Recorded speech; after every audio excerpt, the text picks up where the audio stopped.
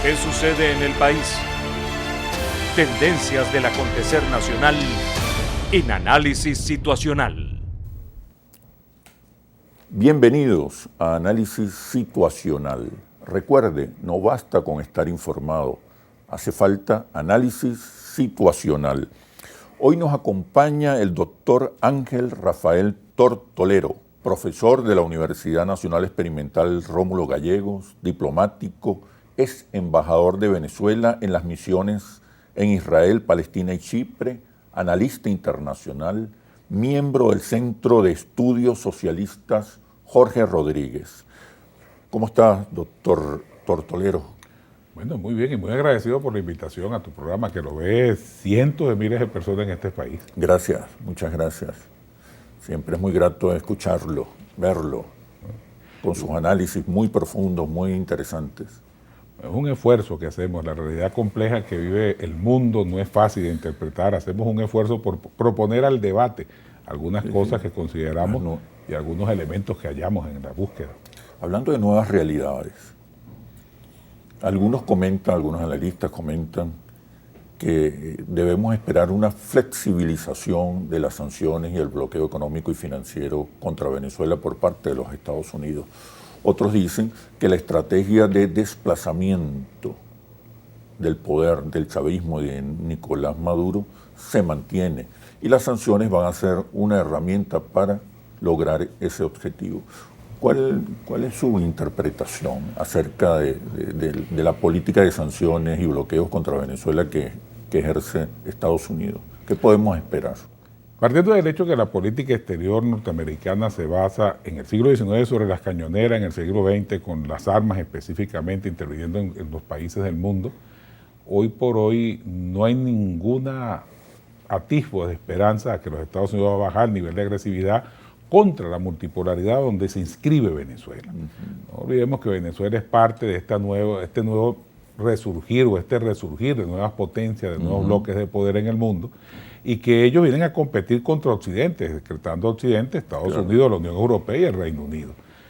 Tres conglomerados de países o países que están en favor de mantener una hegemonía total en el planeta. En el caso de Venezuela, callar la voz de Venezuela, desplazar el chavismo, como ellos lo dicen, desplazar a Nicolás Maduro y con ello el chavismo y el pensamiento progresista en Venezuela, es una labor cuesta arriba para los Estados Unidos, y por ello la agresividad con la cual nos han tratado, una agresividad que a veces más puntualmente más dura que la que le han aplicado a Cuba durante 60 años, la que le han aplicado a Nicaragua y a todo aquel país del planeta que ose contravenir. Cerca de 1 millar de medidas coercitivas. Exacto. Entonces, ahora cuando ves el problema desde los Estados Unidos, vas a observar que tú le preguntas a un poblador, no pongamos un hombre común y corriente, pongamos un empresario norteamericano, si está de acuerdo con las medidas coercitivas unilaterales de Estados Unidos contra la humanidad o contra la multipolaridad, te va a decir que no. Y es porque se sienten impedidos de traficar en el mundo, valga el término, de comerciar en el mundo, como comercia cualquier inversionista del planeta. Por ello, tal vez las empresas petroleras norteamericanas les levantaron las sanciones a ellos y les permiten ahora intervenir en el proceso que el presidente Nicolás Maduro ha puesto en marcha, que es abrir las compuertas de Venezuela y decir que hay una gran cantidad de recursos, necesitamos una inversión millonaria que venga a explotar en un proceso de ganar y ganar con respeto a nuestra autonomía y en franca protección al derecho que tiene quien invierte de ganar. Pero esas son medidas que tú crees que van a levantar. Sí. Ya hay atisbo de eso, ya hay algunas señales, unas pequeñas trazas de... Yo creo que lo de Chevron ya es un hecho. Sí, lo de Chevron Texaco es un ejemplo. Pero eso rompe con la estrategia, ¿no? de asedio, sí, porque de empobrecimiento. Tuvo pico, o sea, tuvo un pico muy grande del 14 al 19 aproximadamente. Ya eso nos habla de una flexibilización. Digamos de una postura conveniente a los fines de abastecer, de tener un abastecedor seguro de energía primaria. El petróleo seguirá siendo la primera energía del planeta, eso no hay duda. Sí. Pues hay energía alternativa, pero bueno, el petróleo por ahora seguirá siendo imprescindible. 40 años más. 30, mínimo, 30, sí, 40, sí. ¿Y quién habla hasta de pasar todo este siglo dependiendo del petróleo, sino de manera directa para la fabricación de energía, sí de manera también directa para la producción agropecuaria. No olvidemos que pues, la petroquímica pues, viene del uso del petróleo como elemento primordial. Ahora, los Estados Unidos de Norteamérica no está entrampado. Las corporaciones han centuplicado sus ganancias. La guerra de Occidente a través de Ucrania contra la multipolaridad, en este caso contra un polo de desarrollo muy importante, que es Eurasia, en el cual la cabeza la tiene Rusia, no le ha traído a los capitales norteamericanos sino grandes ganancias, pues el gas que no viene de Rusia para Europa lo surten las grandes corporaciones norteamericanas, los alimentos, el trigo y demás cosas, y demás elementos importantes para la vida y de uso común en Europa, hoy están triplicando, cuadruplicando y hasta centuplicando los precios. O sea, es una verdad tangible, lo dijimos en un programa contigo la vez pasada. Véase, ya el otoño está terminando, ya viene el invierno más crudo, la parte norte del planeta demanda grandes cantidades de energía y hoy por hoy un londinés tiene que decidir entre prender la luz de la casa o calentar el agua con la cual va a bañarse o usar ese gas para cocinar sus alimentos. Y eso repercute en todo el mercado, los productos alimentarios cada día son más grandes. En Londres ha sucedido 2 sismas que ha querido acallar la prensa internacional, la prensa internacional comprometida con la estrategia antes descrita. Véase cómo cambiaron de una primer ministro, duró 46 días, y el que se inaugura ayer, antes de ayer, que tomó posesión ayer, termina siendo juzgado porque no solo es rico, sino que es un hombre de ascendencia del tercer mundo, o sea, es originario del tercer mundo, viene de Pakistán, entonces ya se ve con cierto recelo eso, con un pakistaní. O sea, lo compraron con Obama y hay quien salió a defender a Obama, dijo que Obama era un norteamericano integral. Nadie dijo que era de confesión musulmana y que se plegó a los designios de Israel y hasta dijo que hubiese preferido haber nacido judío y eso no tiene nada que ver con la política. Yo creo que las religiones son religiones y la política es política, pero son indicadores de este clima donde no podemos hacer una interpretación certera sobre los asuntos, porque son muchos agentes intervinientes en el proceso. Podríamos hablar de una doble agenda por parte de los Estados Unidos hacia Venezuela. Por un lado flexibiliza en algunas áreas más convenientes y por el otro lado mantiene o acentúa las sanciones y la política de asedio. Sí, creo que porque al final hay un juego geopolítico, Estados Unidos insiste en liderar incluso el nuevo orden global. Sí, la propuesta de un nuevo orden mundial va dirigida hacia el equilibrio de los polos de fuerzas que ya emergieron.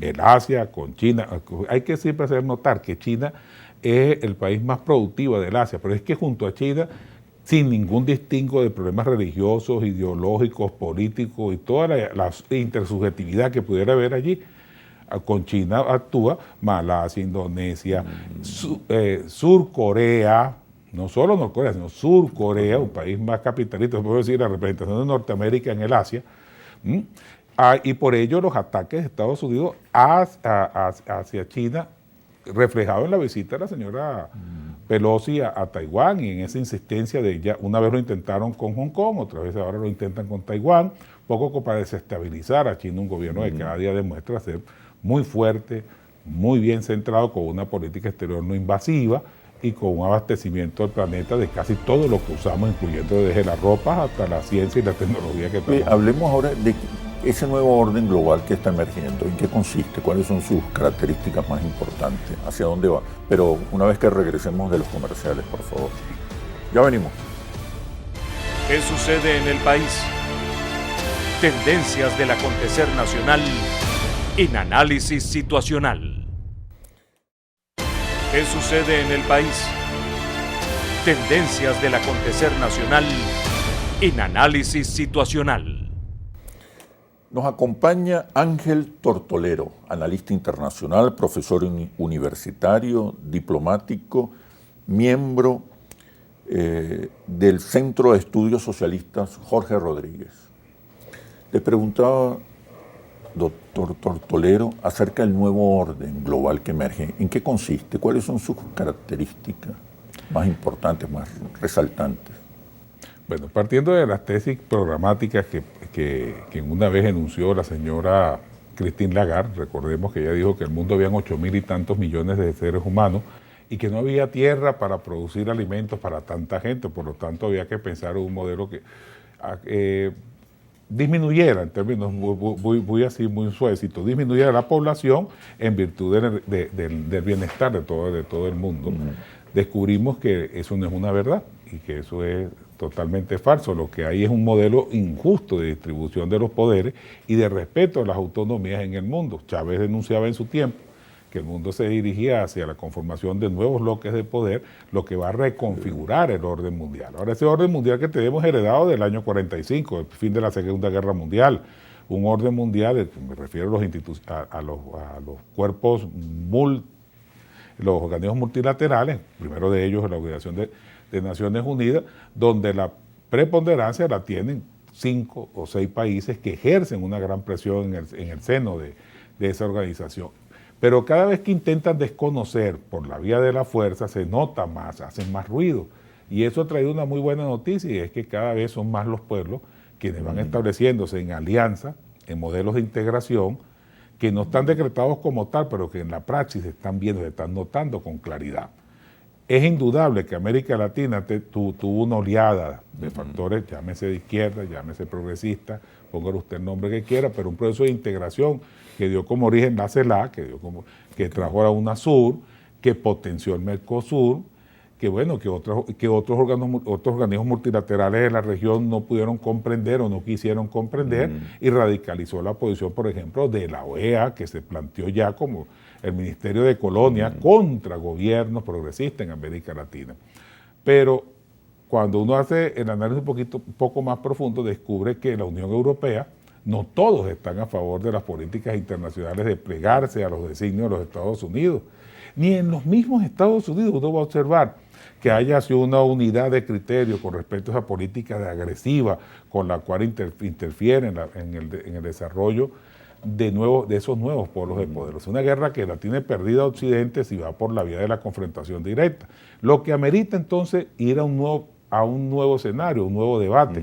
Y ese debate se da producto de una praxis belicista de Occidente contra la multipolaridad y que está trayendo como consecuencia el desarrollo de las tesis por la necesidad de la instauración de un nuevo orden internacional que se prende por 2 cosas ya claramente definidas por Fidel Castro, por Chávez, por los grandes líderes de nuestro continente, que es el respeto a la multipolaridad, la interculturalidad, el respeto a la autodeterminación. Y esa es la palabra clave. En el plano comercial se ponen 2 elementos que no se veían con claridad en el pasado, y es la solidaridad y la complementariedad. Palabra mágica.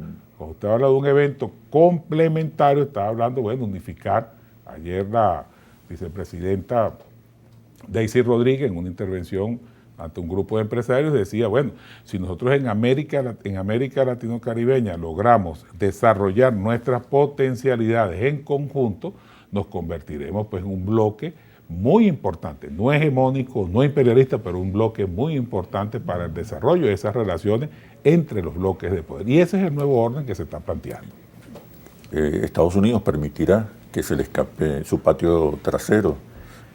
Porque su patio trasero se comporte de manera independiente, autónoma, ajena a los bloques, con un protagonismo propio.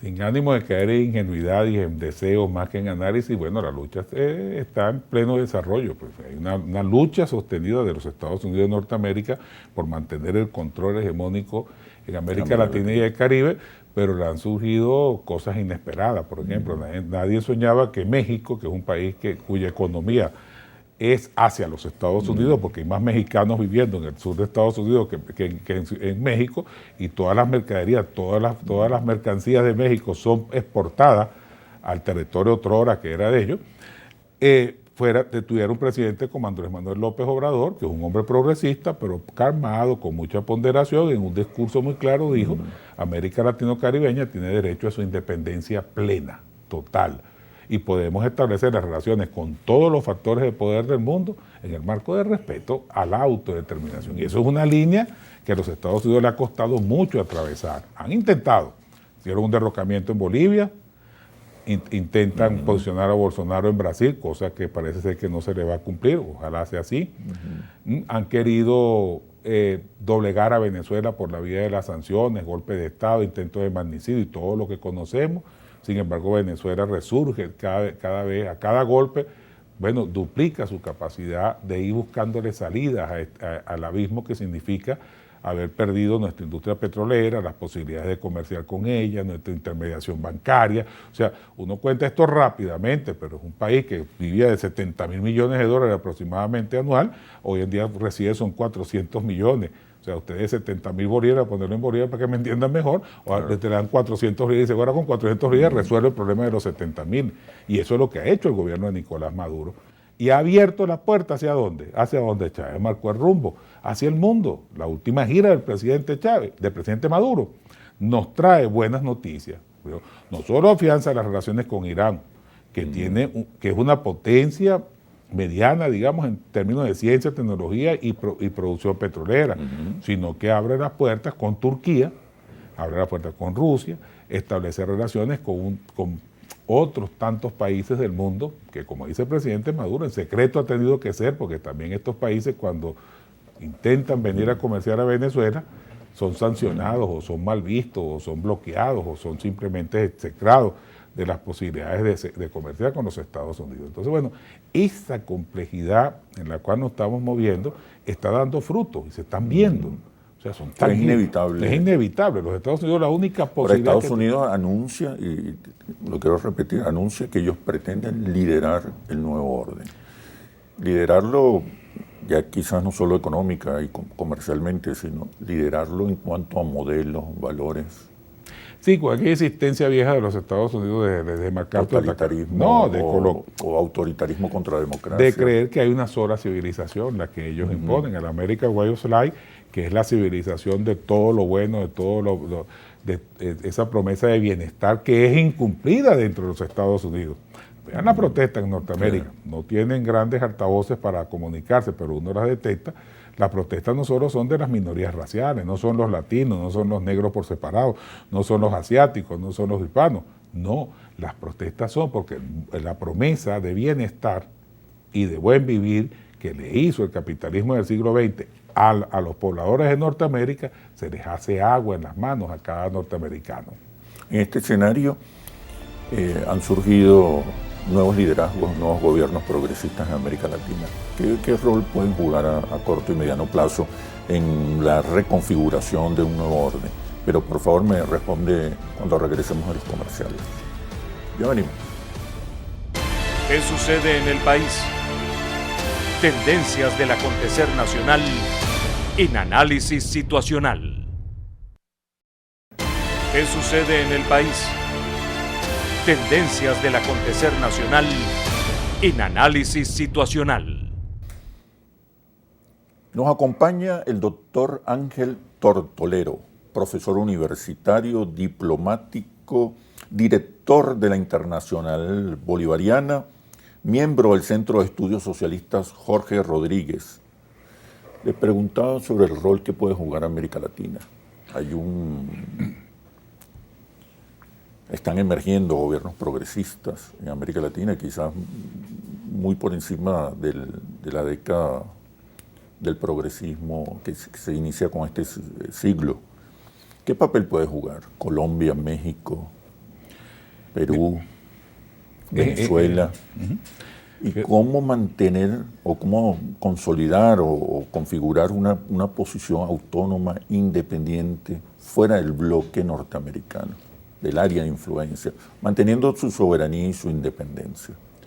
Como bloque, bueno, dijimos que sabemos que América van a jugar un papel fundamental los procesos de integración, ¿no? Sí, el proceso de integración latinoamericano es casi que automático, porque el problema no es ideológico, sino el tema es aprovechar las potencialidades que tenemos como naciones, independientemente de la ideología que marque el rumbo a ese gobierno. Un ejemplo claro de eso, la llegada de Petro al poder. Petro en menos de 100 días ha hecho más con las acciones que con el discurso. Petro nos devolvió monómeros, Petro abrió la frontera, y cuando digo Petro, digo en correspondencia con el presidente Nicolás Maduro. El principal aliado de Estados Unidos. Pero sí, y vemos una Colombia que está tomada con 8 bases militares y más de 230 centros de formación de paramilitares en el mundo, eso es lo que llamamos el mercenariado. y abastece de mercenarios gran parte del mundo. Por eso que uno escucha acento colombiano cuando baja alguna grabación, algún audio extranjero, escucha de repente alguna palabra pronunciada en español, pero con acento colombiano, o sea, con acento muy marcado en Colombia. Sin embargo, Petro, que no tiene todas para él, que tiene una Policía Nacional en contra, que tiene unas contradicciones políticas muy fuertes, si tú le quitas la palabra Chávez al discurso y le pones Petro, bueno, vas a descubrir que es el mismo relato que usaron contra Chávez, que han usado contra Maduro, que han usado contra Dilma Rousseff, contra Evo Morales, contra todos los presidentes que de una manera u otra representan eso que conocemos con el nombre de progresismo. Pero más allá de toda duda hay que reconocer que entonces América Latina se mueve en favor de su pueblo. Cuando los gobiernos se mueven en favor de sus pueblos, comienzan a surgir este fenómeno. Repito, ayer la vicepresidenta, Delscy Rodríguez, se reúne con el Banco Interamericano de Desarrollo.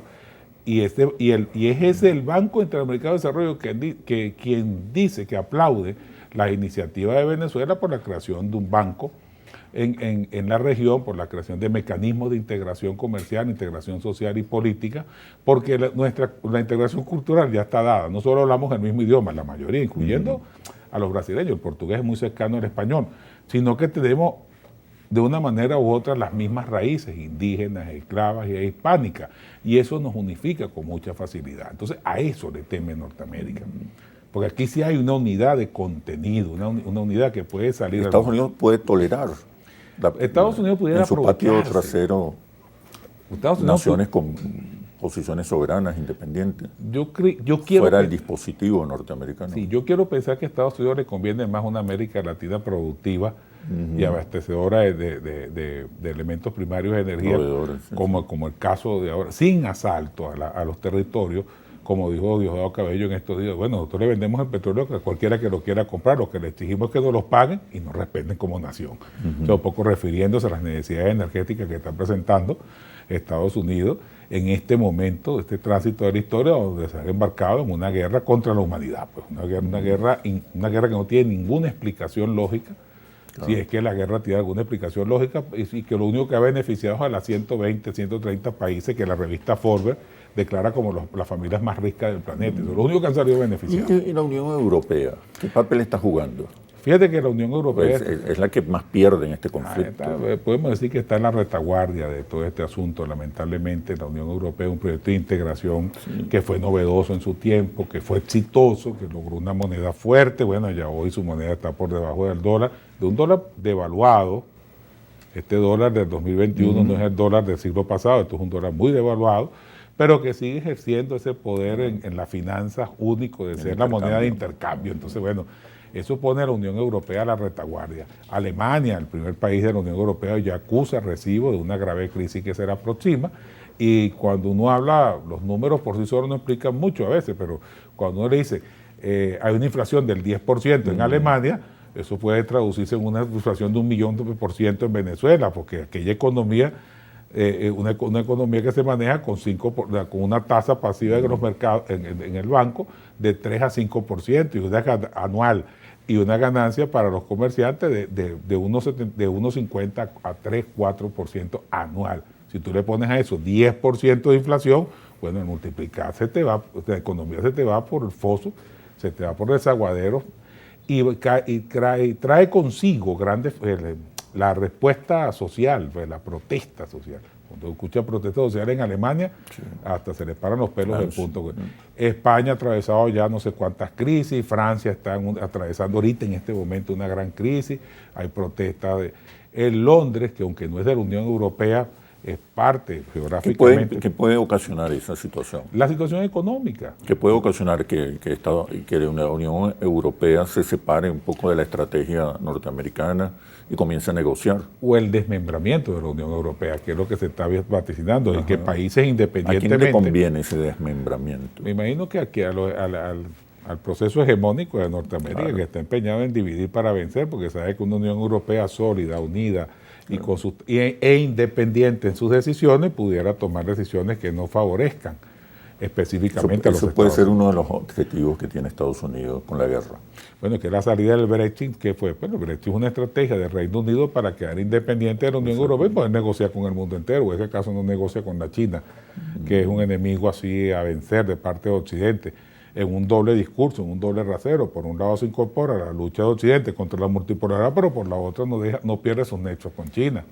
Y hay posibilidades de que Estados Unidos, la Unión Europea se retire de la estrategia norteamericana. La más inmediata, según los análisis... Digo, por las protestas sociales, el descalabro, la crisis energética. Necesitan urgentemente una inversión social muy grande, porque se ha desmejorado. A partir del COVID-19 se devela todo un panorama dantesco de la pobreza en Europa y de los niveles de esa asistencia del Estado. Y vuelvo a repetir, la palabra del estado de bienestar que se fue al suelo, cayó al piso, no tiene ningún significado para los europeos, menos para un europeo de la clase media que debe trabajar 18, 20 horas diarias para medio sostener los servicios para vivir en su casa. Imagínense usted lo que significa eso. Entonces, una Europa dividida, fragmentada, debilitada, atravesando una crisis social, energética de grandes proporciones, está dentro de la estrategia de Estados Unidos hacia el viejo continente. Pero me responde, por favor, cuando regresemos a los comerciales. Ya venimos. ¿Qué sucede en el país? Tendencias del acontecer nacional en análisis situacional. ¿Qué sucede en el país? Tendencias del acontecer nacional en análisis situacional. Nos acompaña el doctor Ángel Tortolero, profesor universitario, diplomático, miembro del Centro de Estudios Socialistas Jorge Rodríguez, es embajador de Venezuela en las misiones de Israel, Palestina y Chipre. Le preguntaba, doctor Tortolero, finalmente, ¿cuál puede ser el desarrollo de los acontecimientos en Europa con respecto a la guerra de Ucrania y Rusia? Las protestas sociales, la crisis energética, la pérdida de competitividad. ¿Hasta dónde va a llegar la Unión Europea con esta estrategia contra Rusia? Sin ánimo de ser pesimista, creo que lo que viene es el desmembramiento de la Unión Europea, que es una mala noticia. Que eso favorece a Estados Unidos. Por supuesto, y es una muy mala noticia pues para la permite humanidad. un control mayor sobre el continente. Porque divide y vencerá parece ser como que es la tesis a desarrollar, la aconseja desarrollar. Estados Unidos de Norteamérica, que se queda solo, no. Estados Unidos de Norteamérica sigue teniendo un gran poder de fuego en lo militar, un poder político y un intervencionismo permanente en muchas naciones de manera individual. En el caso de la Unión Europea ha conseguido aliados muy importantes. Yo creo que Joseph Borrell más parece norteamericano que europeo. Y cuando usted le suma allí la no presencia de un liderazgo fuerte en los países de la Unión Europea individualmente, porque Macron, por mucho que quiera desde Francia ser una voz pues, más o menos disidente y en defensa de eso que llaman el pensamiento europeo, la praxis europea, termina quedando disminuido, acallado por las voces proclives a apoyar a los Estados Unidos o por la realpolitik que apoya a los Estados Unidos en función de buscar ganancias en esta guerra contra la multipolaridad. A la final del camino los pueblos siguen pagando la factura, los pueblos siguen sufriendo las consecuencias, pero son esos pueblos que salen a la calle. No es nada fácil para un presidente tener unas calles llenas de protestas, caso de Francia. O en el Reino Unido, mirar que el emblema más grande del Reino Unido creo que es eso que llaman el servicio postal, que no es llevar carticas, es distribuir toda la alimentación, toda la mercadería dentro del Reino Unido. Y también tuvo una huelga hace más de 2 meses. Son indicadores muy fuertes. ¿Y las élites europeas van a permitir que el continente pierda competitividad?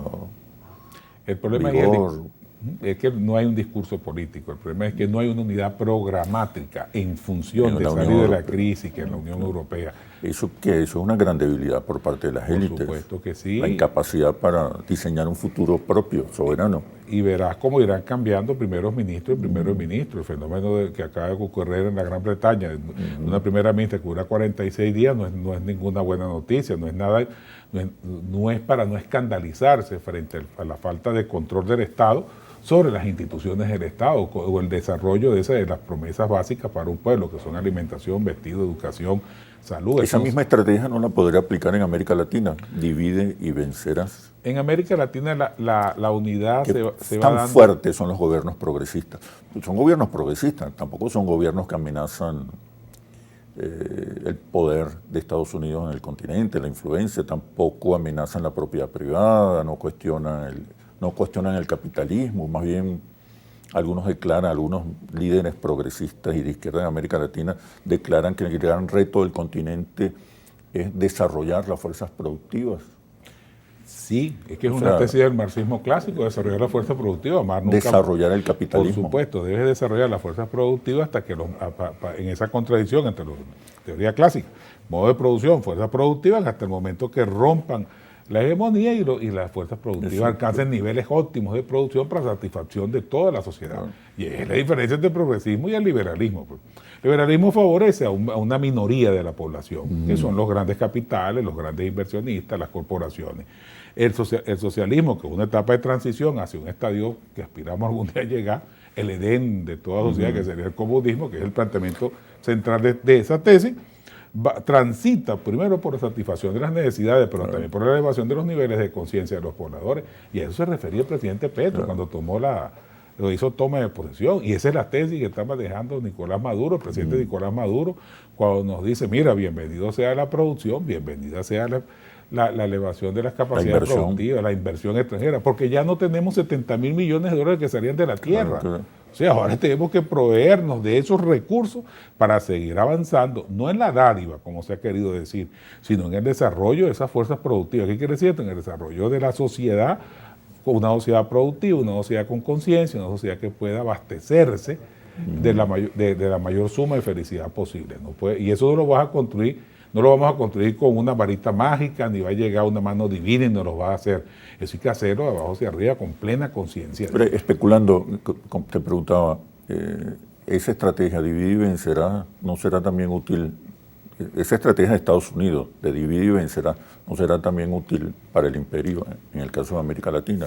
Siempre lo ha aplicado. ¿Es que acaso el gobierno anterior en Colombia significaba que una base de operaciones norteamericanas inserta en América del Sur? Están claros los gobiernos progresistas de la propuesta de integración en defensa de la soberanía. Al parecer sí, pareciera que sí. Sin embargo, no hay que negar que hay realidades políticas muy particulares de los países. El caso de Argentina, pues el gobierno de Fernández no es nada fácil.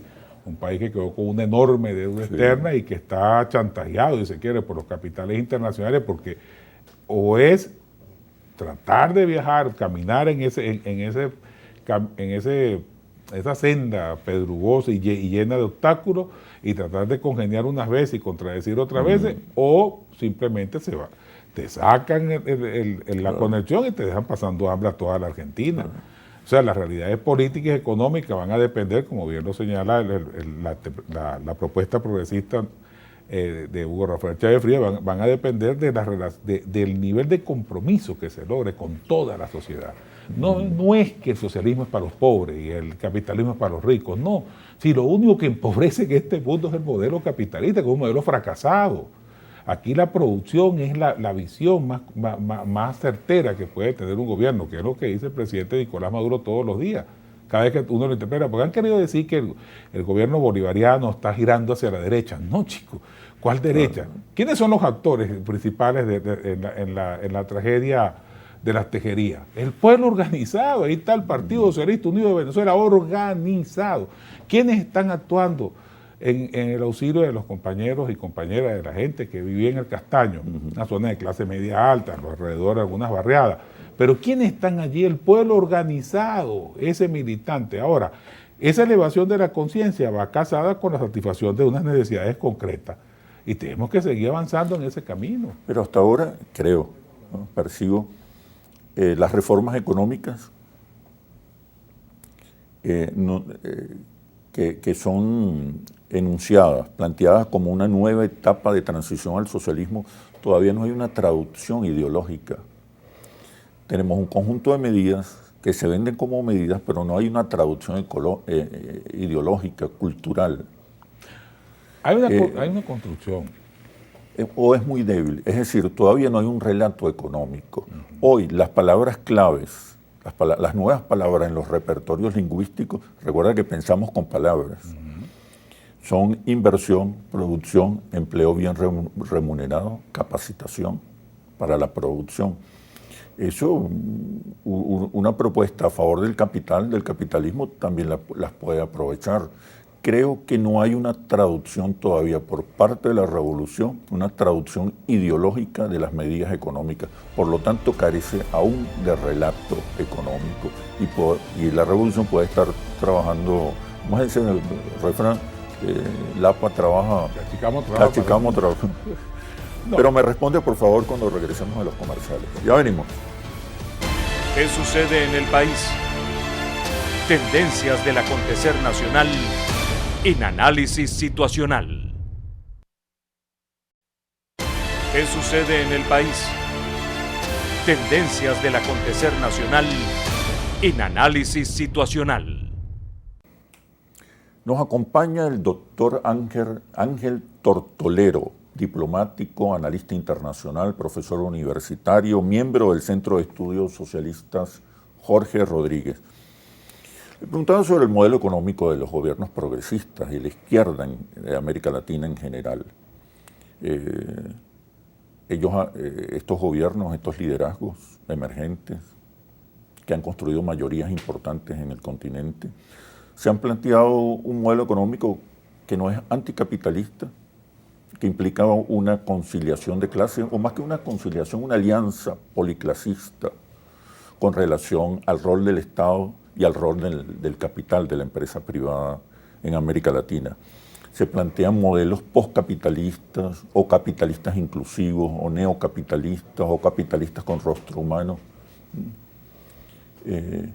Pero todavía no hay una traducción ideológica. Se están tomando medidas efectivas, pero que no se traducen, que no se resignifican para construir dinámicas culturales que favorezcan la construcción o la transición al socialismo.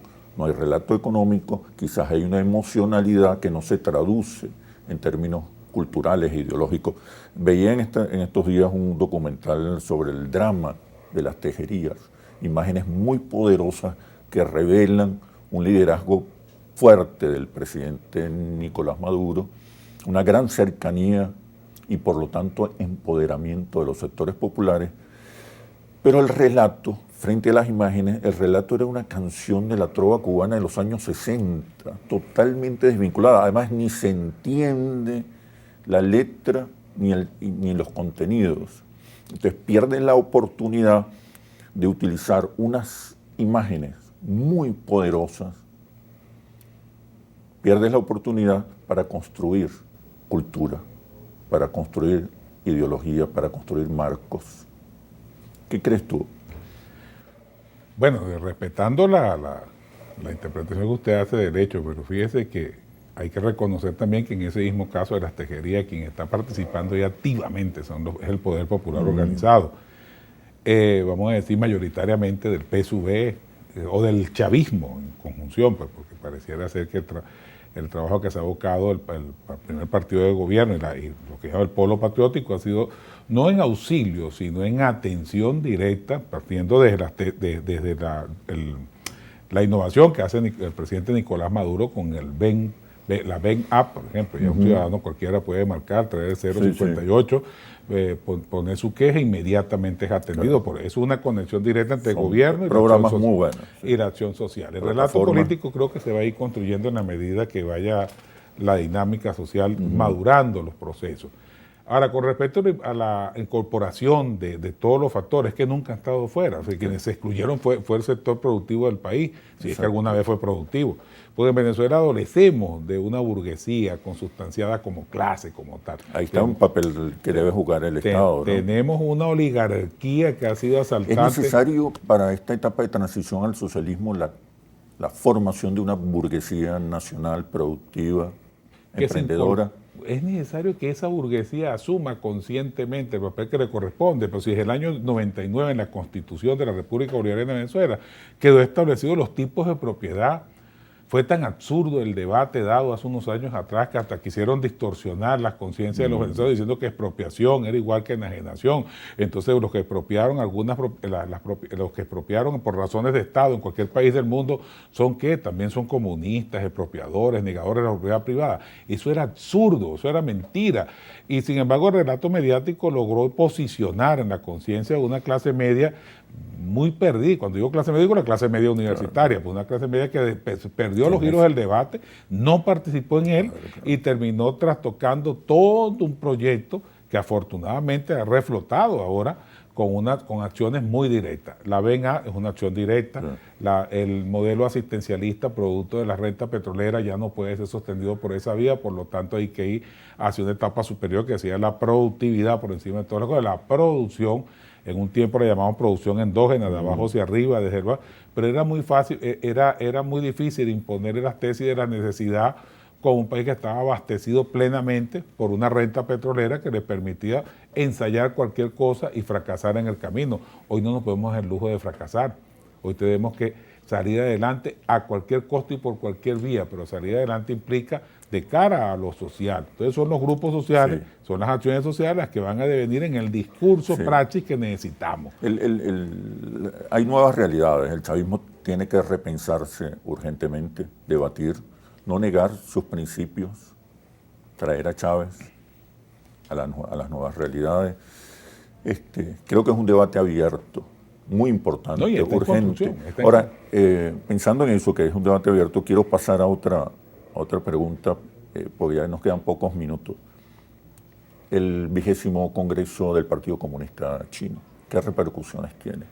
¿Cuál es su significado actual en medio de este contexto que acabamos de analizar, sobre todo en medio del surgimiento de un nuevo orden global?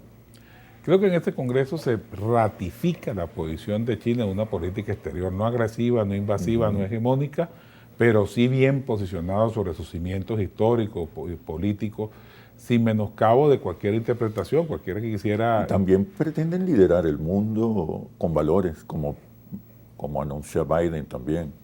Pero, ¿cuáles valores? O sea, otro tipo de valores. Otro tipo de valores, pues es que si vamos a... Pero lo único que ha establecido un pensamiento único para la humanidad concreta es el capitalismo norteamericano. O sea, no hay otra, pues Superman, Marvel, La Mujer Maravilla, Google, todos los sistemas de comunicación están dirigidos hacia la interpretación del mundo desde una sola óptica, con una sola verdad y con la pretensión de hacer universal el modelo de vida americano, lo que implica desconocer cualquier atisbo de otra civilización e imponerse. Hay un término en sociología, ni mal no recuerdo, que lo usan los teólogos mucho, se llama secularizar,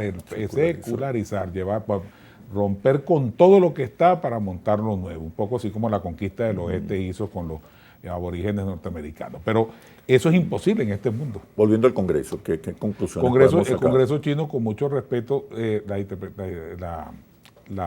discurso del Congreso fue dirigido a la humanidad, fue dirigido al mundo, diciéndole que es hora de pensar más en los pobladores que en los capitales.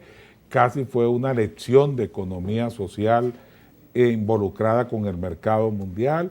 Termina Xi Jinping ratificando un liderazgo que sin negación de su origen comunista, porque China la dirige el Partido Comunista Chino. Marxista, además. Marxista, exactamente, y maoísta. O sea, las tesis programáticas del marxismo y del con maoísmo. Peculiaridades chinas.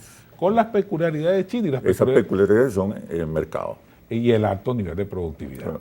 El alto nivel de producción. O sea, nadie puede negar que China produce todo lo que se produce en el planeta Tierra.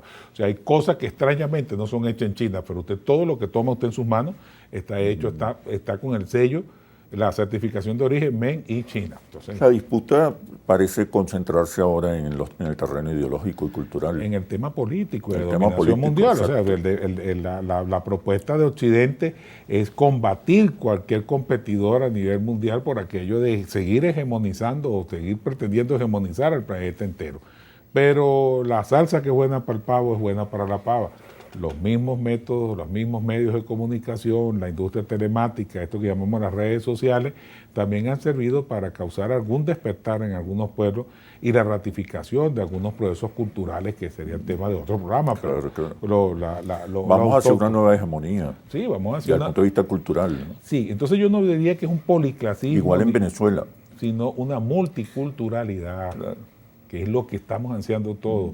O sea, Multipolaridad y multiculturalidad. Fíjate, la UNESCO reconoce 9.600 religiones y el debate religioso ya no se da con el dogmatismo con que se dio en una época, sin dejar de conocer que algunas religiones han servido para cambiar hasta gobierno. El caso de Brasil, que es un tema bien complicado de explicar, no le echamos la culpa a Dios ni a los religiosos ni a los evangélicos, pero hay que reconocer que ha sido una estrategia muy exitosa de parte de Bolsonaro de abordar las iglesias evangélicas como mecanismo de propaganda y de inserción dentro de la sociedad brasileña. Aquí tenemos que ir hacia las clases medias populares. Hay que ir, elevar los niveles, en la medida que Con el hombre... un discurso más sí, amplio. en la medida que el las hombre... incorpore. Chávez no nos hizo un rancho por casa. Y cuando hablo de clases medias populares no hablo tanto del ingreso, sino de sus ideas y valores. Sí, pero eso comienza por el hábitat del hombre, por eso que Chávez hacía insistencia, no en la casa, sino en el hábitat. El reto hoy de la revolución bolivariana, entre otros, pero uno de los retos fundamentales es construir la nueva hegemonía que se necesita para la nueva etapa. Para eso el Congreso de la nueva época. Sí. Y ahí estamos trabajando. Perfecto. Bueno, doctor Tortolero, muchísimas gracias por este análisis situacional. Yo creo que contribuye con el impostergable y necesario debate que debemos hacer en nuestro país. Muchas gracias. Gracias a usted. Nos vemos en un próximo análisis situacional por Globovisión, el canal El Periodismo Libre, Independiente y Veraz. Hasta pronto.